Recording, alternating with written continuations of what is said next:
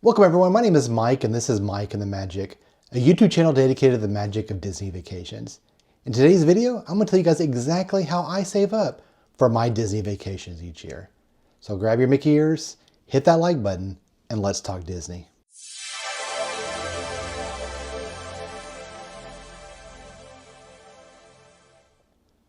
First of all, I want to say this is not financial advice. I'm just telling you exactly what I do to save up for my vacations each year.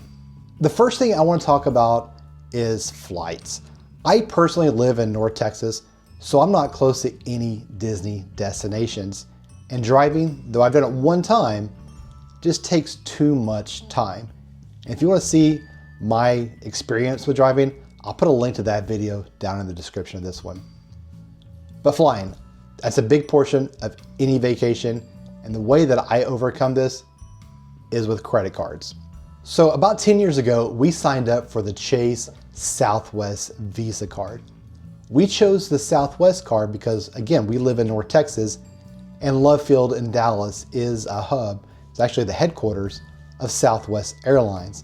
So we have a lot of destinations we can get direct flights to through Southwest. Plus Love Field is just a much easier airport to navigate than DFW, where American Airlines has their corporate headquarters set up. When we got the card, we decided to put everything we possibly could on that credit card to build up points as quickly as possible. Gas, groceries, you name it, went on that card and points built up fast. Heck, if I could pay my mortgage with that card, I 100% would. I did actually look into paying our property taxes with the card since we don't escrow. Most counties here in Texas do have a transaction fee. I looked up that transaction fee and compared it to the point value. Didn't make sense to put the taxes on there, but man, if they brought down that transaction fee, I 100% would as well. But like I said, even with just everyday expenses, we built up points extremely quickly. In fact, over the past 10 years, I've only paid for one flight, and that's when we went to Hawaii. Southwest at the time did not fly to Hawaii. So what I did is I'm not big on flying for long durations. From Dallas, Fort Worth, Hawaii is about an eight and a half hour flight. So we flew with Southwest to LAX, explored LA, and then the next day got on an American flight and went to Hawaii, and then same thing on the way back. Worked out perfectly, but honestly, with the amount of points that we've been able to save up over the last 10 years, that's the only flight we've had to pay for. And this includes going to Walt Disney World at least once a year since that time as well. While these points are great in helping you get free flights, it's not beneficial if you don't pay your credit card off each month. If you're incurring interest, you're not winning this. As for us, I literally pay off my credit card every single day. When I get to work each morning and I'm waiting for my computer to boot up, I literally get on my Chase account. I pay off whatever balance is there from the previous day expenses, or usually previous 2 days expenses because it takes a while for it to post.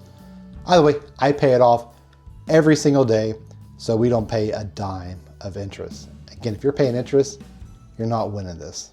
So we use the Chase Sapphire Visa pretty much exclusively for 5 years. After doing a little research, I found something called the Chase Sapphire card. Went ahead and signed up for that. Not only did I get a good sign-on bonus when I did that, I think at the time it was 100,000 points. The Chase Sapphire builds points a little bit faster than the Southwest Visa. So for instance, if I go out to dinner on the Sapphire account, I get 3 points for every dollar I spent.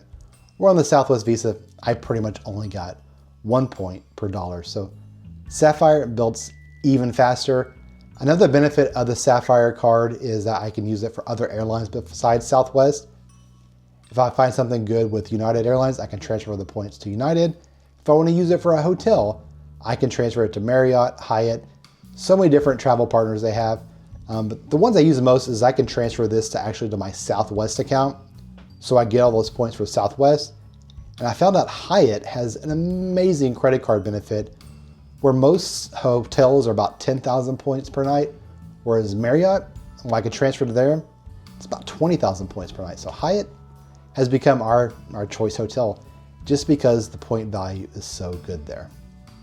So if you use that Southwest card or the Sapphire card or whatever airline works best for where you live, points build up very quickly and eliminates a massive cost for vacation each year. But you still have to pay for the vacation itself.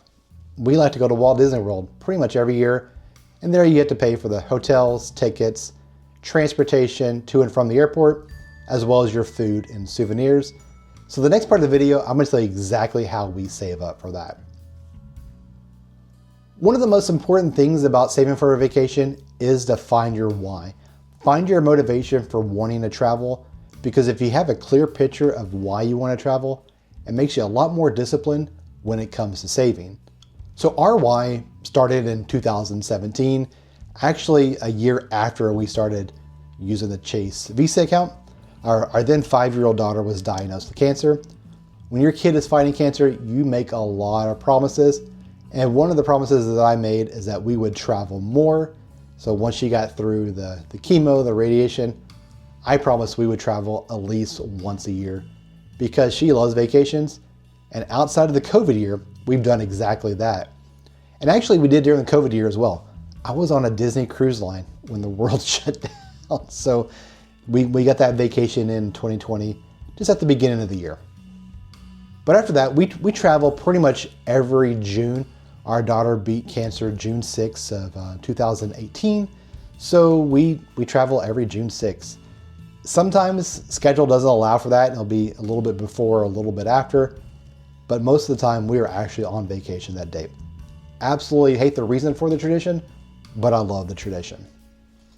So now we have this why, we got to figure out a way to save to make it happen. And so what I decided to do was to open a high yield savings account.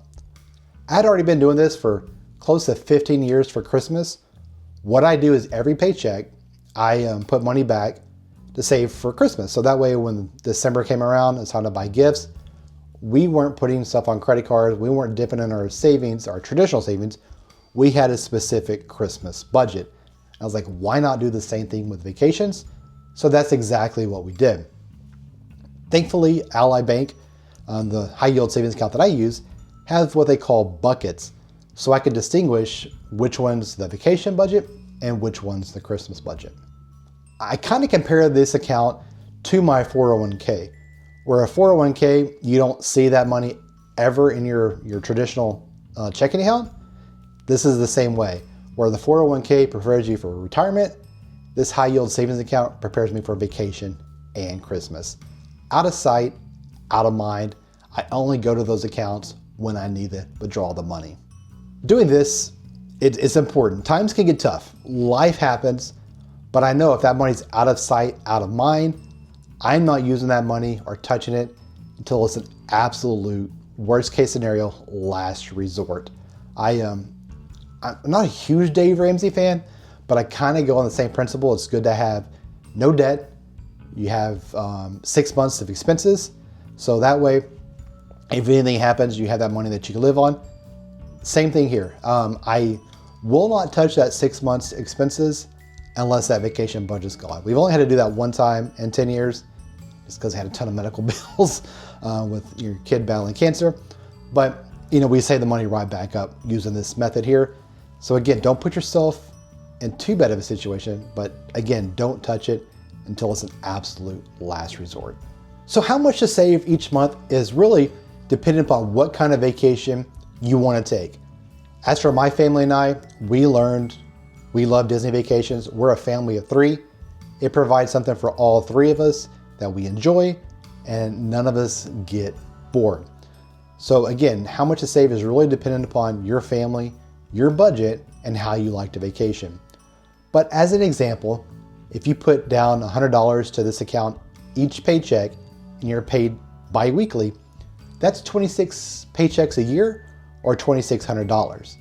So if $100 is all you can put back, $2,600 a year, or you can save it for multiple years and just add to that to plan the perfect vacation for you and your family.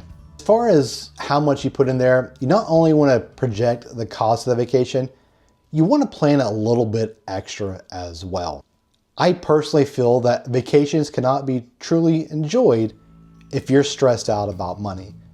Having the money prepared and saved for helps out a ton with that because the money's there. If you're putting this on a credit card, you're cringing each time you swipe that card knowing that one day you're going to have to pay this back. Whereas you save throughout the year, that money is there. You know exactly where that money's coming from because you've been saving it for however long it took you to take the vacation that you wanted to go on. And giving yourself a buffer allows for the unexpected. You can budget to the T, but there's always something that could pop up that could derail your entire budget and derail your vacation. But if you have that little bit of a buffer zone in there, you don't stress out as much and you can enjoy it. I promise you, if you're stressed about money, your family's going to notice and it's going to take away from their joy as well.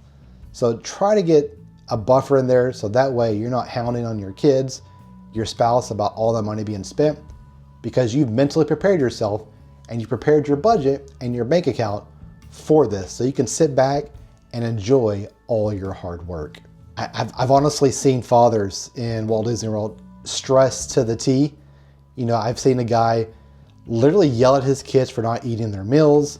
He's going around the table eating all the meals because he said there's no way in the world I'm gonna let this food go to waste based on the money that I've spent. And personal rant that I need to get over, it frustrates the heck out of me to see those dads wearing their shirts that say, you know, bibbity bobbity broke or most expensive day ever. Yes, Walt Disney World is expensive, but yes, you 100% knew that going into the vacation. There's no need to drag it out through the entire vacation and just ruin it for your family. Not worth it. Properly prepare financially so you can take the vacation and enjoy it yourself. And to help with that, you can set expectations. Nothing wrong talking to your kids about money. In my personal opinion, it's a good way to teach them the value of money. My daughter, who I spoil a lot given what she's been through, we still set expectations. She knows on every single vacation, mom and dad are gonna buy at least one souvenir. She's gonna know what kind of experiences we're gonna do at Walt Disney World, whether it's an extra like building a lightsaber or bibbity bobbity boutique.